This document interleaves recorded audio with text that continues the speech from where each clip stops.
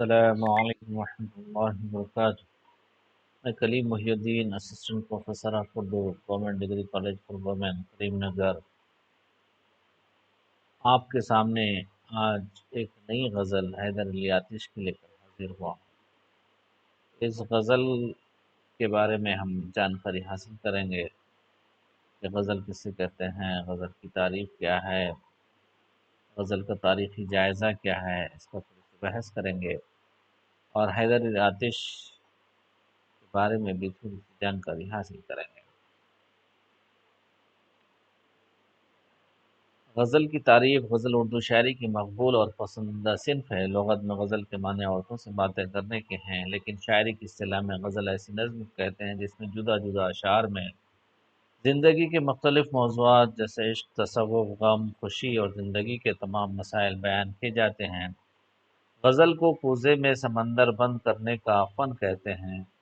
غزل کے پہلے شعر کو مطلع کہتے ہیں، جس کے دونوں مصرے ہم قافیہ اور ہم ردیف ہوتے ہیں۔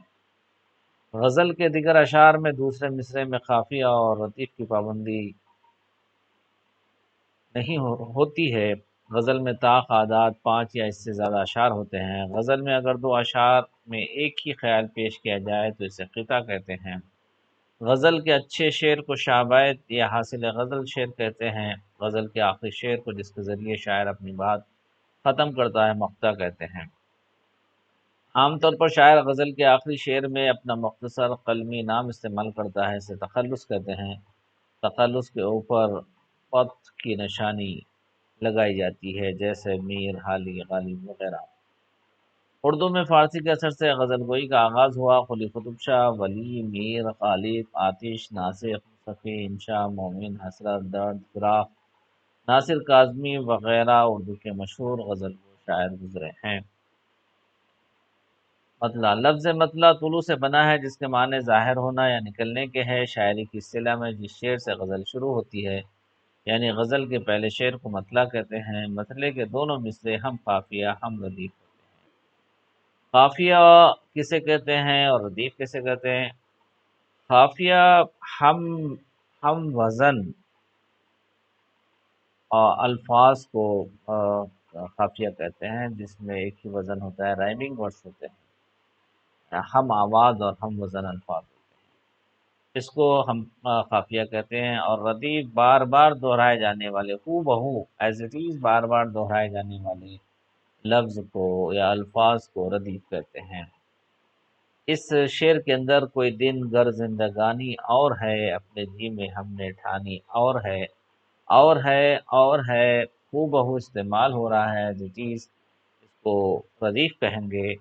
زندگانی اور ٹھانی یہ جو رائمنگ ورڈز ہیں، ہم آہنگ الفاظ ہیں، ہم آواز الفاظ ہیں، ہم وزن الفاظ ہیں، اس کو ہم قافیہ کہتے ہیں۔ مطلع کے اندر ردیف اور قافیہ کی پابندی ہوتی ہے۔ قافیہ غزل کے مطلع کے دونوں مصروں اور باقی اشعار کے دوسرے مصرے میں ردیف سے قبل استعمال ہونے والا ہم وزن لفظ یا الفاظ کو قافیہ کہتے ہیں۔ غزل میں قافیے کا استعمال تغزل اور لے پیدا کرنے کے لیے ہوتا ہے۔ غزل چھوٹی ہوتی ہے، اس کے قافیے فطری لگتے ہیں۔ زیادہ اشعار کی غزل محض قافیہ پیمائی ہو جاتی ہے۔ غالب کی غزل کے قافیے اس طرح ہیں کہ زندگانی، ٹھانی، نہانی، سرگرانی، زبانی، آسمانی اور ناگہانی۔ ردیف غزل کے اشعار میں مطلع کے دونوں مصروں اور باقی اشعار کے دوسرے قافیے کے بعد مسلسل استعمال ہونے والا لفظ یا الفاظ کو ردیف کہتے ہیں۔ نصابی کتاب میں شامل غالب کی غزل کی ردیف اور ہے۔ غزل میں ردیف ایک ہی ہوتی ہے، لیکن قافیے بدلتے رہتے ہیں۔ مقطع: لفظ مقطع قطع سے بنا ہے، جس کے معنی چھوڑنا یا ترک کرنے کے ہیں۔ شاعری کی اصطلاح میں غزل کا آخری شعر جس کے ذریعے شاعر اپنی بات ختم کرتا ہے، اسے مقطع کہتے ہیں۔ مقطع میں اکثر شاعر اپنا تخلص استعمال کرتا ہے۔ غالب کی غزل کا مقطع اس طرح ہے: ہو چکیں غالب بلائیں سب تمام، ایک مرگ ناگہانی اور ہے۔ مقطع کے اندر جہاں لفظ کلام قطع ہو جاتا ہے، کٹ جاتا ہے، ختم ہو جاتا ہے، اسے مقطع کہتے ہیں۔ یہ غزل کا آخری شعر ہوتا ہے، اس میں عموماً شاعر اپنے تخلص کو استعمال کرتا ہے۔ تقلص وہ مختصر نام جو شاعر اپنے کلام میں استعمال کرتا ہے، اسے تقلص کہتے ہیں۔ بیشتر شعراء اپنے اصلی نام کے بجائے تقلص کی وجہ سے مشہور ہوتے ہیں۔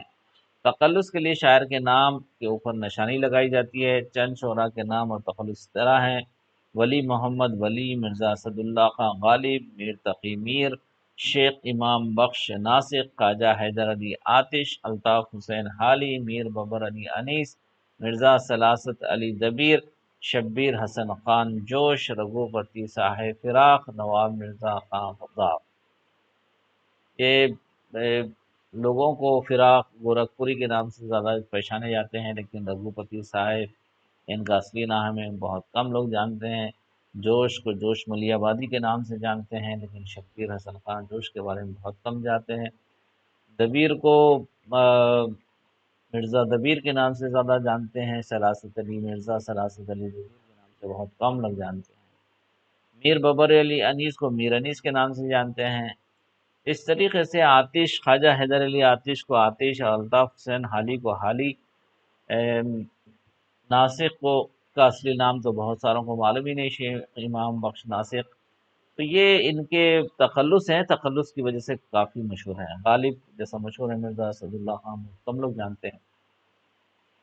اردو میں غزل گوئی کی روایت پرانی ہے، قلی قطب شاہ سے آ رہی ہے۔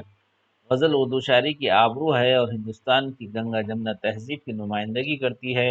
اس کے خط و قال میں زمانے کے اتار چڑھاؤ کا عکس دیکھا جا سکتا ہے۔ اردو شاعری میں جو مقبولیت غزل کو حاصل ہوئی، وہ کسی اور صنف سخن کو حاصل نہ ہو سکی۔ یوں تو غزل کے لغوی معنی عورتوں سے باتیں کرنا ہے، لیکن اس صنف میں عشق، تصوف، فلسفہ، دنیا کی بے ثباتی، شراب، بہار، غرض کے ہر مضمون کی گنجائش ہے۔ غزل کا فن نہایت ہی لطیف اور نازک ہے، اس لیے اس میں جذبہ اور خیال کی مکمل ہم آہنگی ضروری ہے۔ غزل کا فن اشارے کنائے کا فن ہے، بے حجابی غزل کے مزاج کے خلاف ہے۔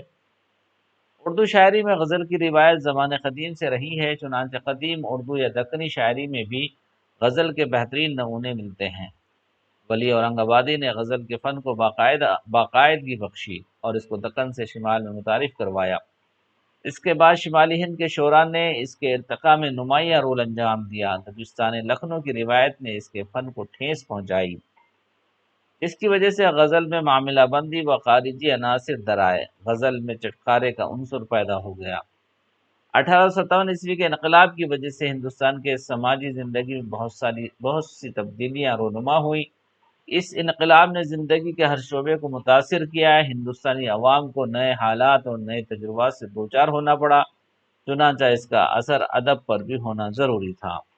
اس انقلاب کی وجہ سے عام ہندوستانی عوام میں بیداری کا شعور پیدا ہوا۔ غالب اور ان کے شاگرد مولانا الطاف حسین حالی نے ان دردناک مناظر کو بچشم خود دیکھا اور محسوس کیا تھا، جس کی وجہ سے انہوں نے شاعری کی اصلاح کا بیڑا اٹھایا۔ مولانا حالی نے اردو غزل کی اصلاح کے لیے نمایاں خدمات انجام دیں۔ حالی کی ذہنی نشو و نما میں غالب، محمد حسین آزاد اور سر سید نے بھی انہیں اس کی ترغیب دلائی۔ انجمن پنجاب کے مشاعروں کے بعد حالی کو ایک نئی راہ ملی، چنانچہ انہوں نے شعوری طور پر مغربی ادب کو اردو سے روشناس کروانے کی سب سے پہلے کوشش کی، اور ان کی یہ کوشش کامیاب ہوئی۔ چنانچہ اردو میں جدید غزل کا آغاز حالی سے شروع ہوتا ہے۔ یوں تو غزل میں سماجی اور سیاسی مسائل میر سے ملنا شروع ہو جاتے ہیں، لیکن حالی نے غزل کی روایت میں زندگی کے مسائل کو شامل کر کے اس کو ایک نیا مزاج عطا کرنے کی شعوری کوشش کی۔ ان کے بعد ہی جدید اردو غزل کا ارتقاء ہوتا ہے۔ حیدر علی آتش کی یہ غزل ہے، پہلی غزل جس کو آج ہم پڑھنے جائیں گے۔ پہلا شعر ہے: سن تو سہی جہاں میں ہے تیرا افسانہ کیا، کہتی ہے تجھ کو خلق خدا غائبانہ کیا۔ حوالہ یہ شعر خواجہ حیدر علی آتش کی غزل سے لیا گیا ہے۔ یہ غزل کا مطلع ہے۔ تشریح: غزل کے مطلع میں آتش اپنے آپ سے مخاطب ہوتے ہوئے کہتے ہیں: تیرے غیاب میں لوگ تیرے بارے میں کیا کہہ رہے ہیں، اس جانب توجہ دینا چاہیے، کیونکہ لوگ نے شاعر کے بارے میں فسانے کھڑے کر دیے تھے۔ عام طور پر لوگوں کو کی نفسیات ہوتی ہے کہ پیٹھ پیچھے کسی کی برائی کرتے ہیں۔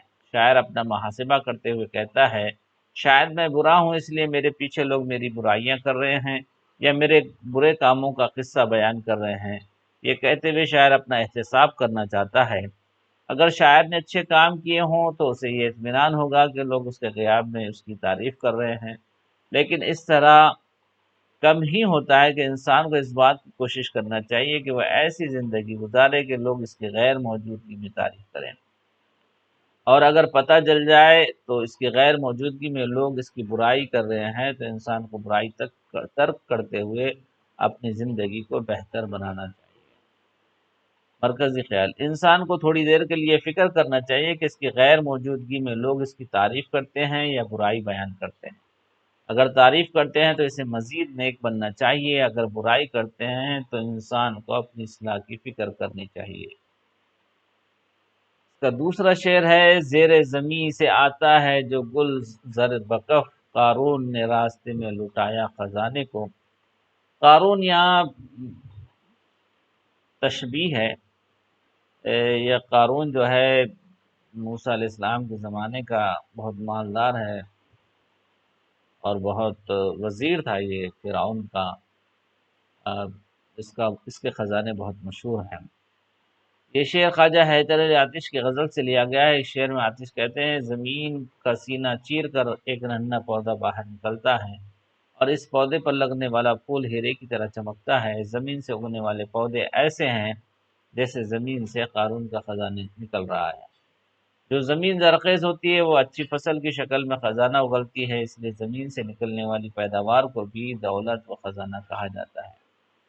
زمین سے نکلنے والا خزانہ جو پیداوار کی شکل میں ہوتا ہے وہ بھی انسانوں کے لیے ضروری ہے۔ مرکزی خیال: زمین سے اگر پیداوار اچھی ہو تو اسے خزانہ تصور کیا جاتا ہے۔ زینہ صبا کو ڈھونڈتی ہے اپنے مشتاق، بام بلند یار کا ہے آستانہ کیا۔ یہ شعر خواجہ حیدر علی آتش کی غزل سے لیا گیا ہے۔ اس شعر میں آتش کہتے ہیں: انسان کی حقیقت مٹی کے برابر ہے، لیکن انسان ہمیشہ خوب سے خوب تر کی سوچتے ہوئے ترقی کرنا چاہتا ہے، لیکن انسان کو بلند اونچا مقام و ترقی یوں ہی نہیں ملتی، اس کے لیے اسے سخت محنت کرنا پڑتا ہے۔ سخت محنت کے ساتھ انسان میں ترقی کے عزائم بھی ہونی چاہیے۔ اگر اس کے اندر عزائم و حوصلہ نہ ہو تو وہ نہ ترقی کی سوچ سکتا ہے اور نہ ترقی کر سکتا ہے۔ اس لیے اس سے ترقی کا عزم کرتے ہوئے جہد مسلسل کے ساتھ اپنی منزل حاصل کرنے کی کوشش کرنا چاہیے۔ مرکزی خیال: انسان کو ترقی کی راہیں کھوجنا چاہیے اور سخت محنت کے ساتھ منزل حاصل کرنے کی کوشش کرنا چاہیے۔ چوتھا شعر ہے: طلب و علم ہے پاس نہ اپنے ہے ملک و مال، طلب و علم ہے پاس نہ اپنے ہے ملک و مال، ہم سے خلاف ہو کے کرے گا زمانہ کیا۔ یہ بڑا بہترین شعر ہے، یہ غزل کا شاہ بیت بھی کہلایا جا سکتا ہے کہ طلب و علم ہے پاس نہ اپنے ہے ملک و مال، ہم سے خلاف ہو کر کرے گا زمانہ کیا۔ یہ شعر حیدر علی آتش کی غزل سے لیا گیا ہے۔ شعر میں آتش اپنے حال بیان کرتے ہوئے عام انسانوں کی کیفیت بیان کرتے ہیں: نہ میرے پاس علم ہے، نہ مال و جائیداد ہے، اگر لوگ مجھ سے مخالفت کریں یا جھگڑا کریں تو کس وجہ سے کریں گے؟ دنیا میں اکثر جھگڑے مال و جائیداد کی بنا ہوتے ہیں اور خدا نے مجھے دولت سے دور رکھا ہے۔ شاعر ایک طرف اپنی غربت کا اظہار کر رہا ہے تو دوسری طرف خدا سے شکوہ کر رہا ہے: مجھے علم و دولت عطا نہیں کیا، اس لیے میں ہر طرح سے مفلس ہوں۔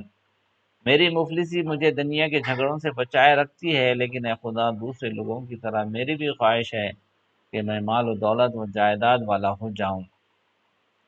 مرکزی خیال ہے: جائیداد و مال مخالفتوں کو دعوت دیتے ہیں، مفلس انسان دنیا والوں کی لڑائی جھگڑوں سے محفوظ رہتا ہے۔ پانچواں شعر ہے: آتی ہے کس طرح سے میری قبض روح کو، دیکھوں تو موت ڈھونڈ رہی ہے بہانہ کیا۔ بڑا عجیب انداز استعمال کیا شاعر نے۔ یہ شعر خواجہ حیدر علی آتش کی غزل سے لیا گیا ہے۔ اس کی تشریح: اس شعر میں آتش اپنے موت کے بہانے کو یاد کر رہے ہیں۔ ہر جاندار کو موت کو مزہ چکنا ہے، یہ دنیا کی اٹل حقیقت ہے، لیکن اکثر موت کسی بہانے کے ذریعے آتی ہے، کبھی حادثے کی شکل میں، کبھی بیماری کی شکل میں۔ شاعر کو احساس ہے کہ اس نے عمر کا ایک طویل حصہ بھی جی لیا ہے، اب اس دنیا سے اس کا چل چلاؤ کا وقت قریب ہے، وہ منتظر ہے اور دیکھنا چاہتا ہے کہ موت کس بہانے سے اسے لے جاتی ہے۔ تو اس کا مرکزی خیال ہے انسان کو موت اکثر کسی سبب اور بہانے کے ساتھ آتی ہے، اور شاعر انتظار کر رہا ہے کہ خدا نے اس کی موت کس بہانے کے ساتھ رکھی ہے۔ دنیا میں جو جتنے لوگ مرتے ہیں ان کا کسی نہ کسی طریقے سے کچھ نہ کچھ بہانہ ہوتا ہے، بہانے کے ساتھ آدمی اس دنیا سے جاتا ہے۔ یہ آتش اس کو بیان کر رہے تھے۔ بیتاب ہے کمال ہمارا دل حزیں، مہمان سرائے جسم کا ہوگا روانہ کیا۔ بڑا عجیب پیرایا استعمال کیا اس شعر میں کہ ہمارا دل حزیں ہے، بیتاب ہے، کمال ہمارا دل حزیں، اور دل غمگین ہونے کے ساتھ ساتھ کمال درجے پر ہے۔ مہمان سرائے جسم کا ہوگا روانہ کیا، یہ جسم جو ہے مہمان سرایا ہے، مسافر خانہ ہے، اس کے اندر جو مہمان ہے وہ روح ہے، اس کی طرف اشارہ ہے۔ یہ شعر خواجہ حیدر علی آتش کی غزل سے لیا گیا۔ اس شعر میں آتش اپنی کیفیت بیان کرتے ہوئے کہتے ہیں کہ میرا جسم اس دنیا کے مہمان سرائے میں مزید چند دنوں کا مہمان ہے، پتہ نہیں کب موت کا بلاوا آ جائے اور کب اس دنیا کو چھوڑ کر جانا پڑے۔ میں نے اس دنیا میں جو کچھ کام کیا ہے وہ انتہا کو پہنچ گیا، اب دل مغموم ہے، کیونکہ ہمیں اس دنیا کو چھوڑنا ہے۔ اور جب انسان کو دنیا کے بجائے آخرت کی فکر ہو جاتی ہے اور خدا سے ملنے کی آرزو بڑھ جاتی ہے تو اس کا اس دنیا کی رنگینی میں دل نہیں رکھتا، وہ دنیا کو عارضی ٹھکانہ سرائے سمجھتا ہے اور اسے چھوڑنے کی تیاری میں لگ جاتا ہے۔ انسان کے لیے دنیا عارضی ٹھکانہ ہے اور اسے ایک نہ ایک دن اپنے ہنر، اپنے کمال کو چھوڑ کر جانا ہے۔ جب دنیا چھوڑنا طے ہے تو جہاں جانا ہے وہاں کی تیاری کر لینا چاہیے۔ کیوں مدعی حسد سے نہ دے داد تو نہ دے، آتش غزل یہ تو نے کہیں آشکارا کیا۔ اس شعر کے اندر شاعر ہر زمانے میں شاعروں کو دوسرے شعراء، اپنے ہم عصر شعراء کے ساتھ ہمیشہ چشمک رہی ہے، حسد اور جلن رہی ہیں۔ ہر زمانے میں شعراء کا ایک گروپ ہوتا ہے، بعض کے مخصوص گروپ ہوتے ہیں۔ اسی طریقے سے حیدر علی آتش بھی یہ کہہ رہے ہیں کہ غزل کے مقطع میں شاعر آتش اپنے شاعری کی بڑائی بیان کرتے ہوئے کہتے ہیں کہ میں نے جذبہ عشق میں ڈوب کر غزل کہی ہے، اگر کوئی مجھ سے حسد کرے اور حسد کے جذبے کے تحت میری غزل پر مجھے داد نہ دے، کوئی بات نہیں، لیکن مجھے اطمینان ہے کہ میں نے شاہکار غزل کہی ہے۔ شاعر یہ کہتے ہوئے اپنی شاعری کی اہمیت واضح کر رہا ہے اور سامعین کی برائی کر رہا ہے۔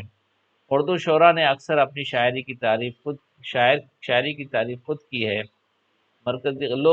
مرکزی خیال لوگ شاعر کے کلام کی تعریف کرے یا نہ کرے، شاعر کو اطمینان ہے کہ اس نے اچھا کلام پیش کیا۔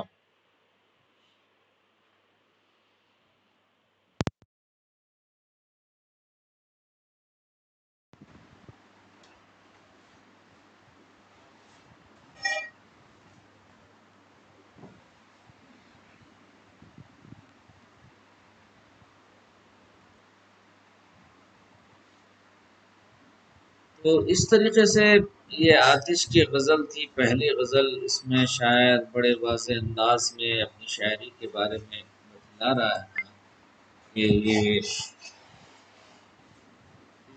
ڈھنگ سے کہ شاعر اپنی شاعری کے بارے میں، غزلیات کے بارے میں، اس کا بہترین جو شابیت ہے، طلب و علم ہے پاس نہ اپنے ہے مال، ہم سے خلاف ہو کر کرے گا زمانہ کیا۔ کہ شاعر کہتا ہے کہ میرے پاس نہ علم ہے نہ مال ہے۔ عموماً جو جھگڑا ہوتا ہے، جو مخالفت ہوتی ہے، تو جو لوگ مخالف ہوتے ہیں حسد کی وجہ سے، جلن کی وجہ سے، وہ تو یا تو علم کی بنیاد پر ہوتے ہیں یا پھر ملک و مال کی بنیاد پر ہوتے ہیں، بادشاہت کی بنیاد پر یا مال کی بنیاد پر۔ نہ میرے پاس علم ہے نہ میرے پاس ملک ہے مال ہے، میرے سے مخالفت خلاف ہو کر کرے گا کیا زمانہ۔ اس طریقے سے حیدر علی آتش نے اپنے اس غزل کے اندر بہت پیش کی ہے۔ پہلی غزل ہے اتنا